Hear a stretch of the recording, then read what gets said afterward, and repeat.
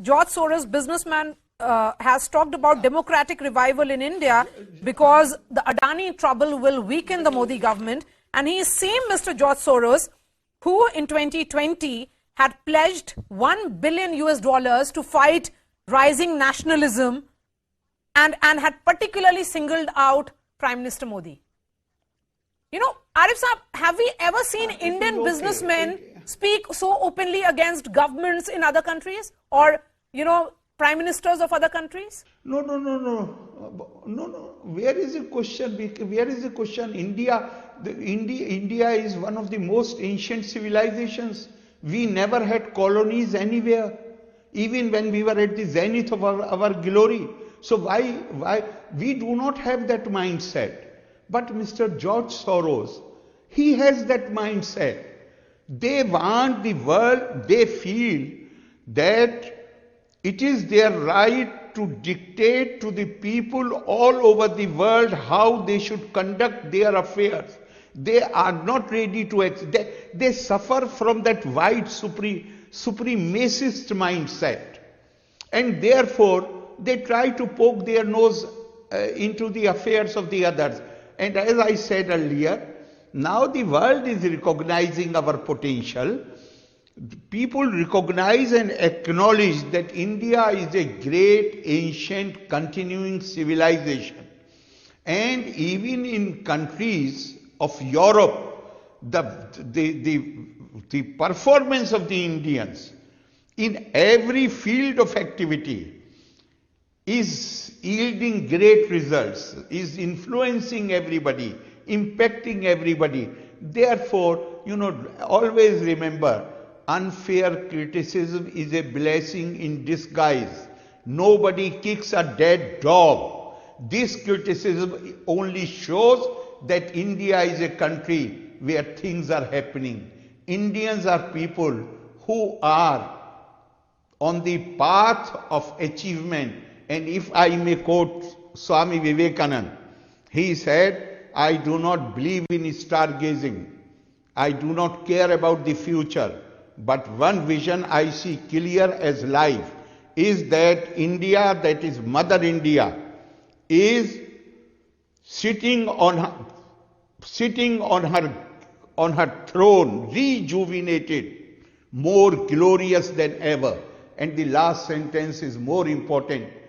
Proclaim her to the world with voice of peace and benediction. Whatever these people do, we will proclaim India's status with a voice of peace and benediction. We would like to know the world that a strong India can never be threat to anybody.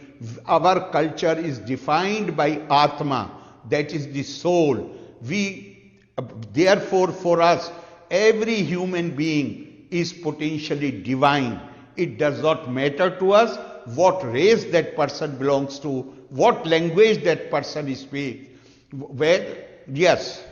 Kerala Chief Minister Pinarayi Vijayan recently wrote a letter to you asking to clear 8 bills that are awaiting approval by Raj Bhavan.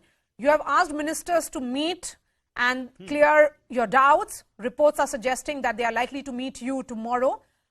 Can we see some reconciliation here? Where is the question of it? There is no dispute.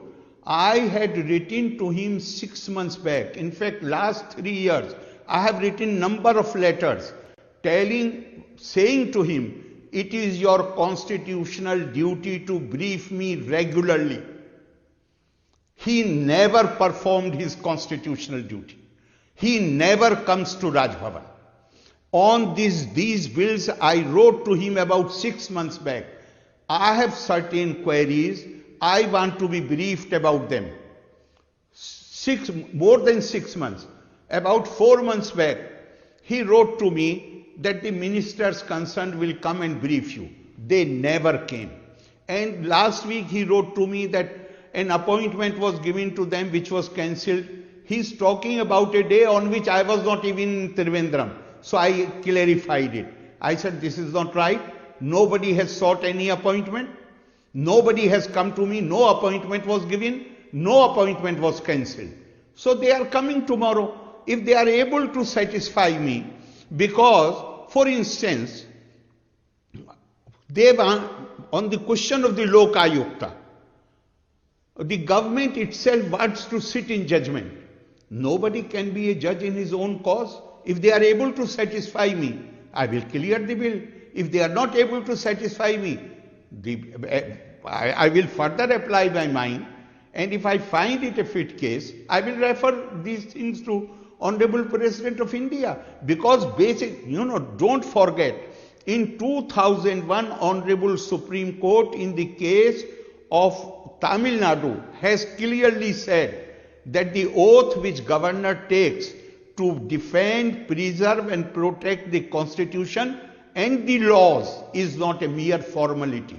He cannot allow anything to be done which is contrary to the constitution and the laws. I am duty bound.